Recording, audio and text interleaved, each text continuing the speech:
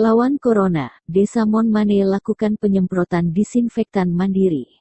Penyebaran virus corona COVID-19 yang kian signifikan dan terus memakan korban, membuat sejumlah permukiman di Kecamatan Jempa berinisiatif melakukan aksi penyemprotan disinfektan secara mandiri. Penyebaran wabah corona yang kian signifikan membuat warga gelisah.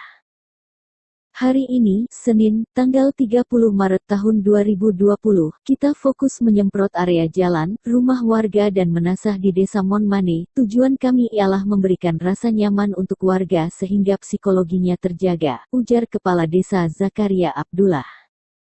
Kondisi yang kian mengkhawatirkan sudah seharusnya membuat kita bahu-membahu menyelesaikan masalah ini. Kegiatan sosial yang dilakukan akan terus sampai pemerintah menyatakan negara sudah kembali kondusif dan aman dari bahaya virus corona.